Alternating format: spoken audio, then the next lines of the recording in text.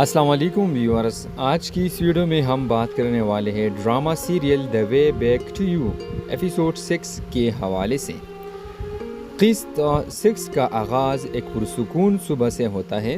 ہلکی ہلکی بارش شہر کی سڑکوں کو نم کر رہی ہوتی ہے جب لن جیاؤ کھڑکی کے قریب کھڑکی کی ماضی کی یادوں میں گم ہوتی ہے۔ پچھلے چند دنوں میں اس کی زندگی میں بہت کچھ بدل چکا تھا۔ وہ جتنا اپنی پرانی زندگی سے دور جانا چاہتی تھی، اتنا ہی ماضی اس کے سامنے آ کھڑا ہوتا تھا۔ دوسری طرف چن یو ایک کیفے میں بیٹھا اپنی نوٹ بک کی صفحات پلٹ رہا ہوتا ہے۔ ہر صفحے پر ایسے الفاظ لکھے ہوتے ہیں جو کبھی وہ لن جیاؤ کو کہنا چاہتا تھا لیکن کہہ نہ سکا۔ اس کے دل میں افسوس تھا کہ برسوں پہلے ایک غلط فیصلے نے دونوں کو الگ کر دیا تھا۔ اسی دوران لن جیاؤ کو اپنی کمپنی سے ایک اہم پروجیکٹ کی خبر ملتی ہے۔ اسے ایک ایسے منصوبے کی سربراہی کرنی تھی جس سے اس کی کیریئر میں بڑی کامیابی آ سکتی تھی، لیکن مسئلہ یہ تھا کہ اس صوبے میں ایک پارٹنر کمپنی بھی شامل تھی اور اس کمپنی کو نمائندہ کوئی اور نہیں بلکہ چن یو تھا۔ جب دونوں کانفرنس روم میں آمنے سامنے آتے ہیں تو چند لمحوں کے لیے خاموش چھا جاتی ہے۔ کمرے میں موجود دوسرے لوگ رسمی گفتگو کر رہے ہوتے ہیں، مگر ان دونوں کی نظریں ماضی کی ہزاروں سوالات پوچھ رہی ہوتی ہے۔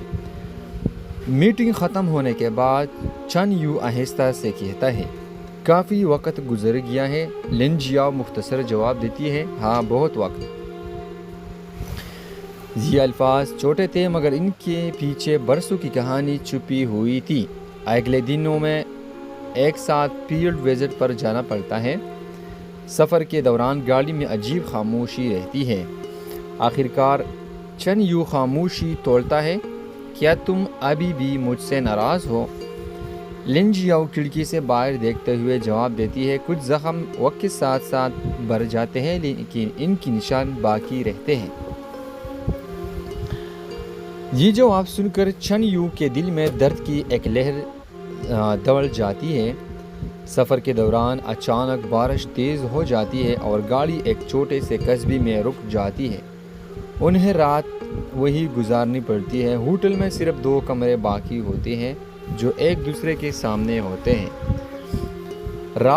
رات کے وقت لن جیاؤ نیند نہ آنے کی وجہ سے باہر چہل قدمی کرنے نکلتی ہے۔ وہاں اسے چن یو ایک بینچ پر بیٹھا ملتا ہے۔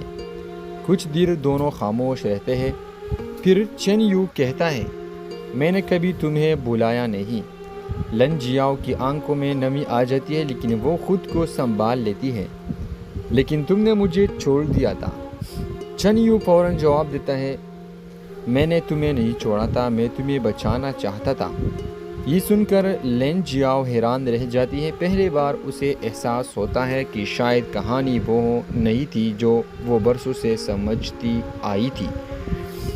اگلی صبح چن یو اسے ساری حقیقت بتاتا ہے۔ برسوں پہلے اس کے خاندان کو شدید مالی مشکلات کا سامنا تھا۔ کچھ طاقتور لوگ اس کے خاندان کو نقصان پہنچانا چاہتے تھے۔ اگر لن جیاؤ اس کے قریب رہتی تو وہ بھی خطرے میں پڑ سکتی تھی، اس لیے اس نے جان بوجھ کر اس سے دوری اختیار کی تھی۔ یہ سن کر لن جیاؤ کے دل میں برسوں کا غصہ آہستہ آہستہ پگھلنے لگتا ہے۔ واپسی کے بعد کمپنی میں نئے مسائل پیدا ہو جاتے ہیں۔ ایک حریف کمپنی ان کی پروجیکٹ کو ناکام بنانے کی کوشش کر رہی ہوتی ہے۔ غلط افواہیں پھیلائی جاتی ہیں اور میڈیا میں منفی خبریں شائع ہونے لگتی ہیں۔ لن جیاؤ اور چن یو فیصلہ کرتے ہیں کہ وہ مل کر اس کی بحران کا مقابلہ کریں گے۔ اسی دوران ایک اور کردار سومنگ سامنے آتی ہے۔ وہ چن یو کی پرانی دوست ہے اور برسوں سے اس سے محبت کرتی ہے۔ جب اسے محسوس ہوتا ہے کہ چن یو کے دل میں اب بھی لن جیاؤ کے لیے محبت جذبات موجود ہیں تو وہ حسد کا شکار ہونے لگتی ہے۔ سومنگ خفیہ طور پر ایسے معلومات حاصل کرتی ہے جو لن جیاؤ کے ساکھ کو نقصان پہنچا سکتی ہیں۔ ایک اہم پریزنٹیشن کے دن اچانک پروجیکٹ کی خفیہ فائلیں لیک ہو جاتی ہے. تمام الزامات لن جیاؤ پر آ جاتے ہیں. کمپنی کی انتظامیہ اس سے وضاحت طلب کرتی ہے. لن جیاؤ شدید دباؤ کا شکار ہو جاتی ہے. جب ہر کوئی اس پر شک کر رہا ہے تو چن جیاؤ اس کے حق میں کھڑا ہو جاتا ہے. وہ سب کے سامنے اعلان کرتا ہے میں لن جیاؤ پر مکمل اعتماد کرتا ہوں. اگر کوئی ذمہ داری بنتی ہے تو میں بھی اس میں برابر کا شریک ہوں. یہ الفاظ سن کر لن جیاؤ کی آنکھیں نم ہو جاتی ہے. برسوں بعد پہلی بار اسے محسوس ہوتا ہے کہ کوئی اس پر اتنا یقین کرتا ہے. تحقیقات شروع ہوتی ہے اور جلد ہی ثابت ہو جاتا ہے کہ فائل لیک ہونے کے پیچھے اصل مجرم کوئی اور تھا. لن جیاؤ بے قصور ثابت ہو جاتی ہے. اس واقعے کے بعد اس اور چن یو کے درمیان فاصلے مزید کم ہو جاتے ہیں. ایک شام دونوں دریا کے کنارے چلے ہوتے ہیں. ہوا میں خنکی ہوتی ہے اور سورج غروب ہونے کے قریب ہوتا ہے. چن یو آہستہ سے کہتا ہے اگر ہمیں دوبارہ موقع ملے تو کیا ہم نئی شروعات کر سکتے ہیں. لن جیاؤ کچھ لمحے خاموش رہتی ہے. اس کے ذہن میں ماضی کی تلخیاں اور حال کی خوبصورت یادیں اس کے ساتھ گردش کر رہی ہوتی ہے. آخرکار وہ مسکرا کر کہتی ہے شاید واپسی کا راستہ ہمیشہ موجود ہوتا ہے, بس اسے تلاش کرنے میں وقت لگتا ہے. یہ جواب سن کر چن یو کے چہرے پر امید ایک نئی روشنی نمودار ہو جاتی ہے. قسط کے آخری مناظر میں دونوں ایک پل پر کھڑے شہر کی روشنیاں دیکھ رہی ہوتے ہیں. کیمرہ آہستہ آہستہ دور ہو جاتا ہے جبکہ پس منظر میں نرم موسیقی بجنے لگتی ہے.